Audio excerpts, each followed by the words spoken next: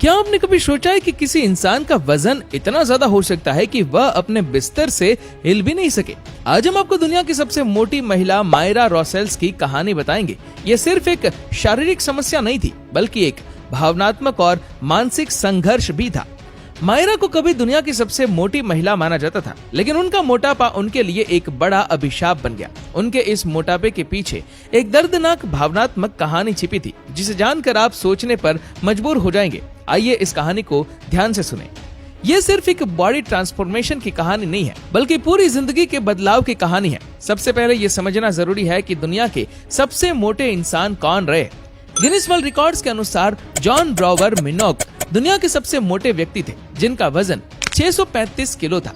महिलाओं में मायरा रोसेल्स का नाम सबसे ऊपर आता है, जिनका वजन लगभग 470 किलो था। मायरा के मोटापे ने न सिर्फ उनके शरीर बल्कि उनके मानसिक और सामाजिक जीवन को भी बहुत प्रभावित किया। वह अपने बिस्तर से हिल तक नहीं पाती थी और उनका पूरा दिन बस खाने और सोने में बीतता था।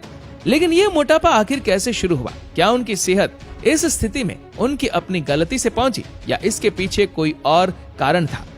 मायरा की कहानी उनके बचपन से शुरू होती है। उनका कहना है कि बचपन से ही उन्होंने भावनात्मक और शारीरिक शोषण का सामना किया। उनके परिवार में हमेशा तनाव और परेशानी का माहौल रहता था, जिसका असर उनके मानसिक स्वास्थ्य पर पड़ा। डिप्रेशन के कारण उन्होंने खाने को अपना सहारा बना लिया। स्ट्रेस ईटिंग, तनाव के कारण ज्यादा खाना एक आम समस्या है, लेकिन मायरा के लिए ये एक लत बन गई। वह अनहेल्दी खाना ज्यादा खाने लगी और उनका वजन धीरे धीरे नियंत्रण से बाहर हो गया। एक समय ऐसा आया कि उनका वजन 200 किलो से भी ज्यादा हो गया और उन्होंने खुद को समाज से दूर कर लिया। लोग उन्हें देखकर हंसते और उनका मजाक उड़ाते, जिससे उनकी मानसिक स्थिति और खराब होती चली गई। मायरा की जिंदगी में बड़ा मोड़ 2011 में आया, जब उनके परिवार पर एक कानूनी मामला दर्ज हुआ। मायरा पर आरोप लगा कि उन्होंने अपने भतीजे की हत्या कर दी। इस केस के कारण वह मीडिया की नजरों में आ गई और उनका नाम पूरी दुनिया में चर्चा का विषय बन गया। लेकिन बाद में सच सामने आया कि असल में ये अपराध उनकी बहन ने किया था। मायरा ने अदालत में कबूल किया कि वह अपने मोटापे की वजह से बिस्तर से भी नहीं उठ सकती थी, तो मर्डर करने का सवाल ही नहीं उठता। ये केस मायरा के लिए एक चेतावनी की तरह था। उन्होंने तय किया कि अब वह अपने मोटापे और जिंदगी की मुश्किलों से लड़ेंगी और अपनी जिंदगी को बेहतर बनाएंगी। लेकिन मायरा के लिए वजन घटाना आसान नहीं था। उनका वजन इतना ज्यादा था कि सामान्य डाइट और एक्सरसाइज उनके लिए काम नहीं कर सकती थी। डॉक्टरों ने उन्हें बैरिएट्रिक सर्जरी कराने की सलाह दी, जो दुनिया की सबसे चुनौतीपूर्ण सर्जरी में से एक मानी जाती है।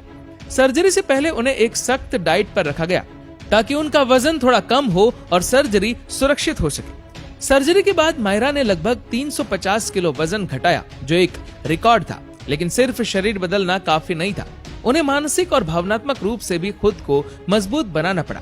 उन्होंने थेरेपी ली और अपनी पुरानी आदतों को बदलने की कोशिश की। लेकिन एक सवाल अब भी बना हुआ था, क्या अगर समाज उन्हें पहले ही सपोर्ट करता तो उनकी जिंदगी अलग होती?